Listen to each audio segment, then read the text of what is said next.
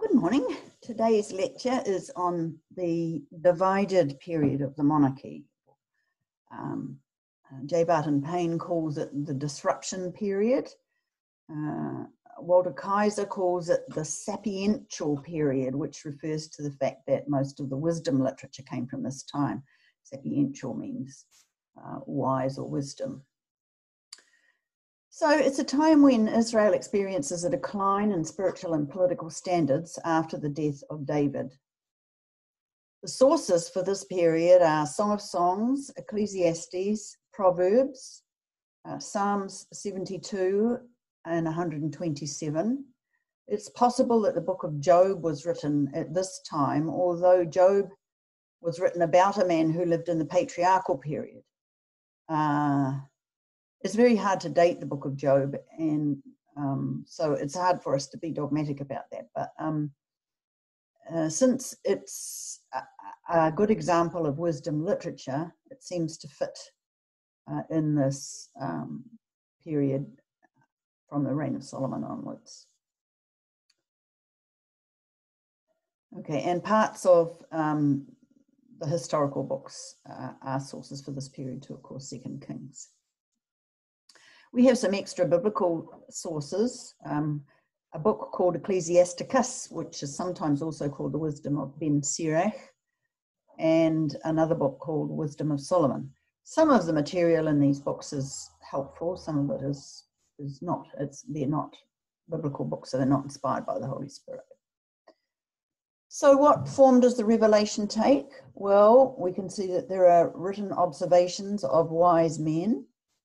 They reveal a God who gives counsel and who talks with men and gives them directions. The wise men listen to God and pass on his instruction. It also includes reflection of historians who record the lives of men and how God breaks into their lives. We also see recorded here miracles and ministries of the prophets. Many of the prophets that are mentioned are unnamed, but it also, of course, includes the period of time when Elijah and Elisha are ministering in the northern kingdom. So we have recorded messages that reveal God, prophecies of the unnamed prophets and others. For example, the priest Jehoiada in the days of King Joash. So there's a flow of men who can be used, who were used to reveal God's message. We start, of course, with Abraham, and then that extends to Isaac and Jacob and Joseph. And then that extends further to Moses and Aaron and Joshua and the 70 elders. And then by the time of Elijah, we see that there are prophets, 100 hidden in a cave by Obadiah, but also 7,000 who didn't bow the knee to Baal. So it seems like God's revelation is getting bigger, not narrower. So it starts with one person and then it gradually spreads out to these larger groups of people. But it's narrowed again at the cross when Jesus is crucified, because that eliminates the professional religious leaders or the Pharisees. But it widens again in the New Testament. So it begins with Jesus at the cross, but then we have the apostles who are witnesses of the resurrection. And then we have a cloud of witnesses as mentioned in Hebrews chapter 12, and then in the book of Revelation we have the unnumbered multitude in Revelation. So again, God's revelation spreads further than the first few people who witnessed it. So the outstanding people in this period of time, of course, starting with Solomon, he is outstanding in a couple of ways: his humility and his desire and special request to God for wisdom, but then later in his life, his apostasy and his turning away from God, his heart turned away by his foreign wives. Other kings of Judah who are significant, King Uzziah, is a pretty good king, and Hezekiah, who overlaps with the 8th century BC. The kings of Israel, in the north we have Jeroboam I, of course, and he's always referred to as the one who taught Israel to sin, which is not a really good recommendation of him. And then, of course, probably the best known and the worst of the kings in the north is King Ahab. And the prophets during this time are Elijah and Elisha. We don't have writing prophets from this time. We're talking really about 7th century BC. Walter Kaiser puts a new emphasis on the wisdom writings in this time. What we talked about very early on about the problem with putting a single theme on Old Testament theology means there's always been a danger of losing the significance of the wisdom literature. Misunderstanding of the wisdom literature leads to wrong interpretation. Particularly in Proverbs, people have the idea that the Proverbs are promises. They're not, they're observations. And a misunderstanding of the Proverbs can actually lead to wrong interpretation. Probably the most significant misinterpretation of Proverbs is Proverbs 31, where it refers to the woman of wisdom, or what we might call a wise wife. This is not a picture of any particular wife. It's really in Proverbs, wisdom is personified as a woman. And so this woman in Proverbs is wisdom. Wisdom, of course, speaks particularly of Christ. And so we have to be very careful how we interpret these passages. The harlot woman in Proverbs is sin personified. So special theological themes that we see in this period. It's very important to understand the theme of the tabernacle and the temple. The beginning of Solomon's reign involves the building of the temple. The gold covering speaks of the royalty and splendor which is able to house the presence of God. A second very important theme is the theme of the fear of the Lord. It actually began in the days of Moses, when Aaron and Miriam kind of disrespected Moses and argued about him. The Lord made it very clear that Moses was his chosen, and he rebuked them and introduced this idea of the fear of the Lord. And then also Korah's rebellion brought the same kind of fear into the congregation when the land opened up and swallowed them alive. It possibly even went back to Adam and Eve and the casting out from the Garden of Eden.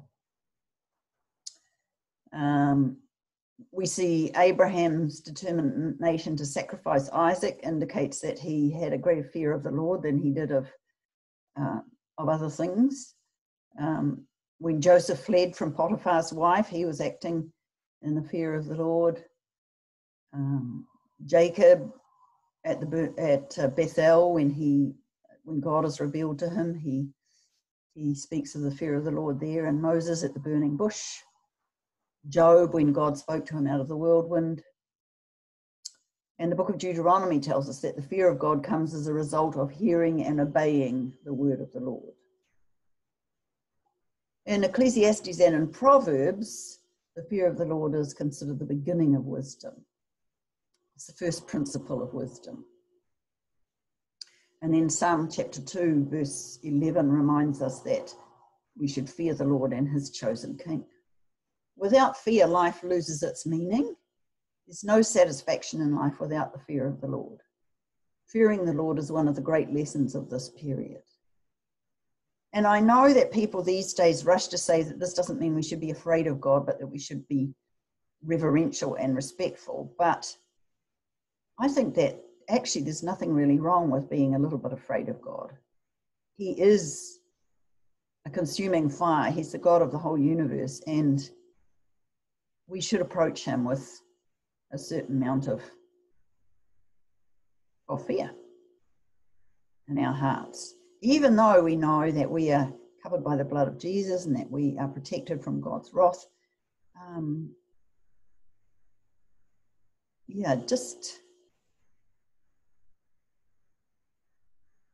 I think it's not a bad idea to be just a little afraid of him. Thirdly, a third theological theme here is that life is to be found in the Lord. Psalms 26 and 27 mention this idea. And Proverbs tells us that out of the heart flow the issues of life. That is, the things that make life worth living. So real life involves being able to worship the Lord. And in the time frame that we're speaking about, that means gathering with others to worship at the temple. Life does not consist of doing things or owning things, but in living the life that only God can supply.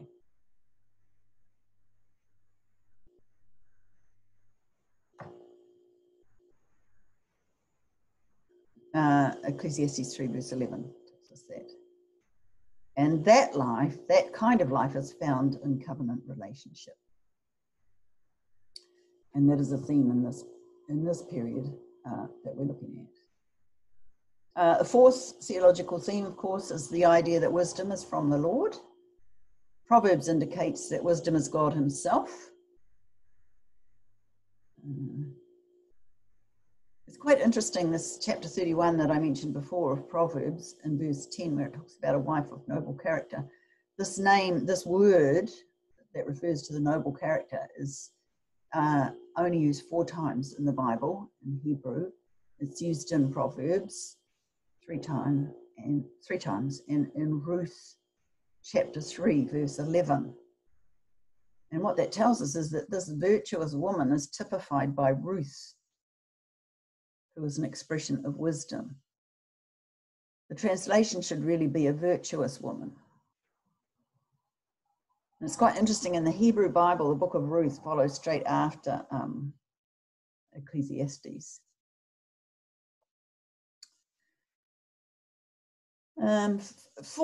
Fifth theological theme in this period is that there is morality along with the wisdom of the Lord.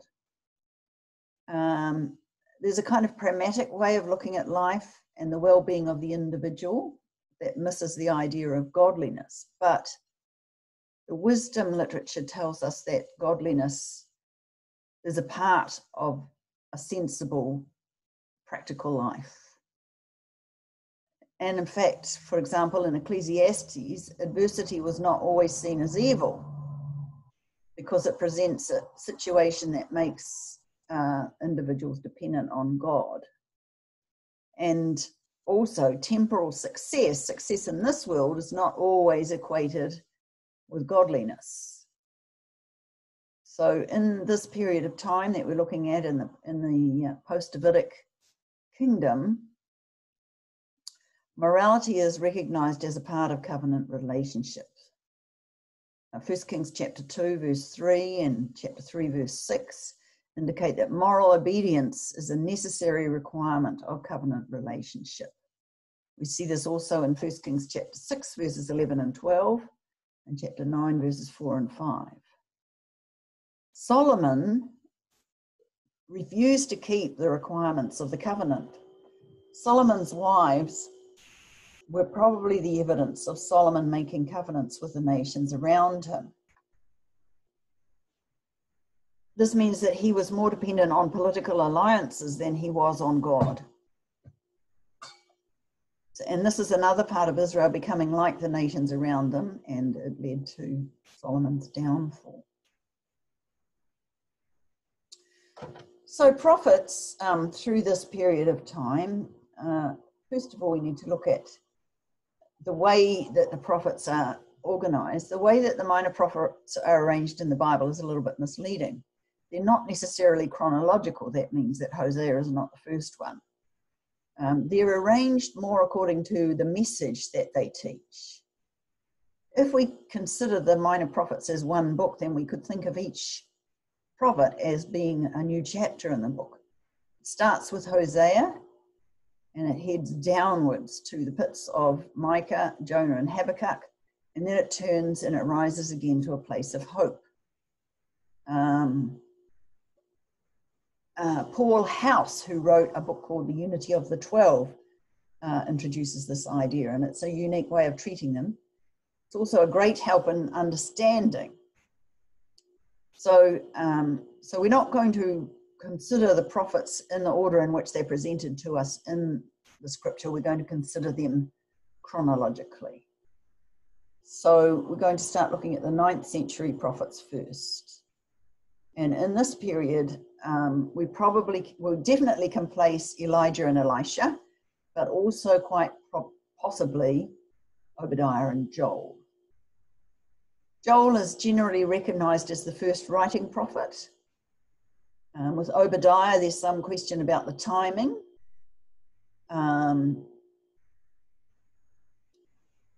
Some people think that his book is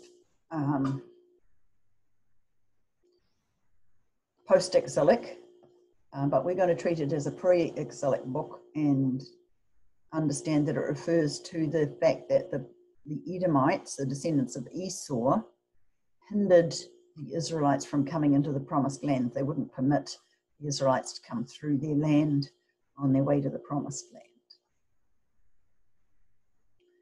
So the historical matters from this period, David and Solomon's reigns are complete and the kingdom is divided.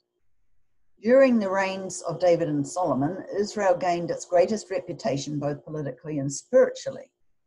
They controlled more land area than any of the other kings, even if you combine the two kingdoms of the later period.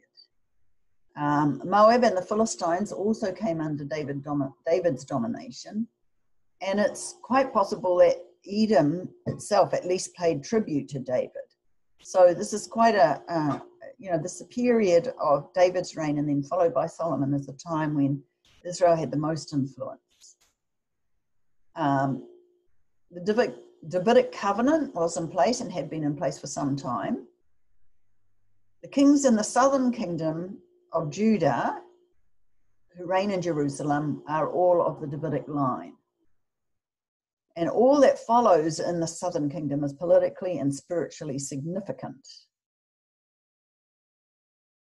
The kind of anti-human attitude of the king states around Israel, because of David and Solomon, came under control. And so these states around Israel came under the influence of godly kings and of God's messages. This was the fulfillment of the Abrahamic covenant. Through your seed, all the kingdoms of the earth will be blessed. And David and Solomon, of course, are descendants of Abraham, but it still points to a greater fulfillment in the descendant of David, who will be king forever. So David and Solomon were an influence that brought peace to an area where previously there had been great turmoil because there was all these different states warring against each other. The temple is the place God chose to put his name. So Jerusalem is different from the capitals of all other nations. Since God has chosen to dwell there, the people of Jerusalem and Judah have greater responsibilities.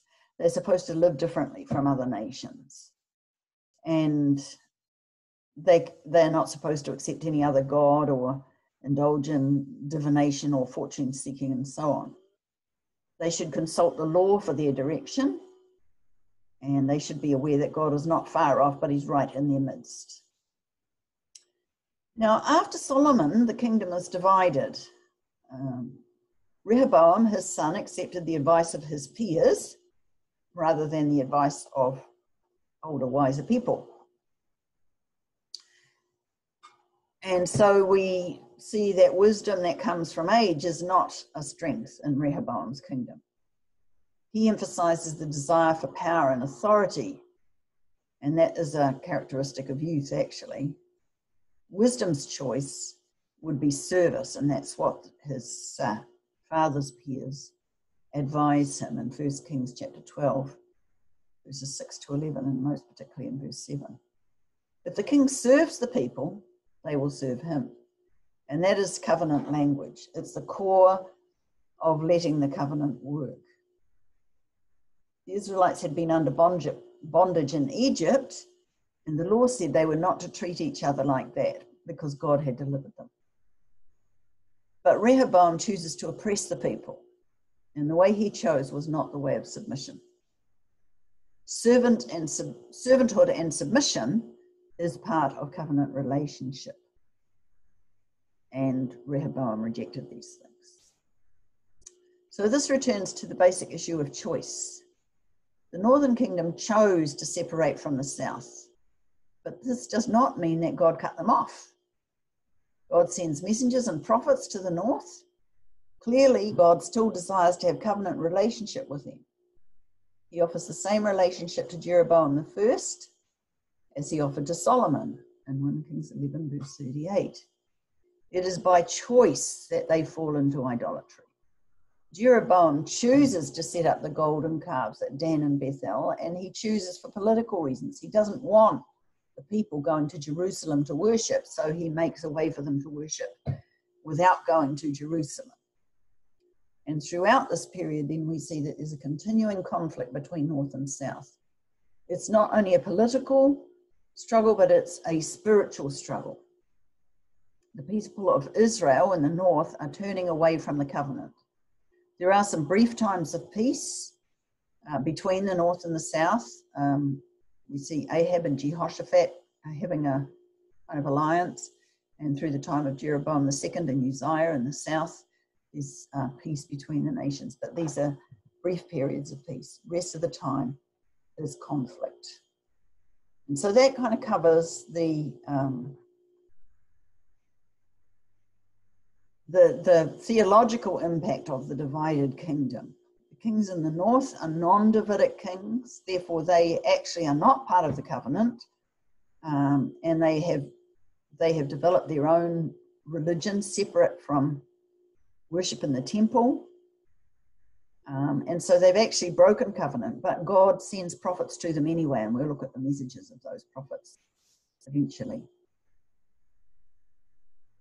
The southern kingdom, of course, is still in covenant relationship. They have a Davidic king and they have the Levitical priesthood, but the problem is that they actually have misunderstood the meaning of these things and assume that that means they're always safe. And so God has to send prophets to them too. Okay, so that kind of gives us the overview of this second part of the monarchical period.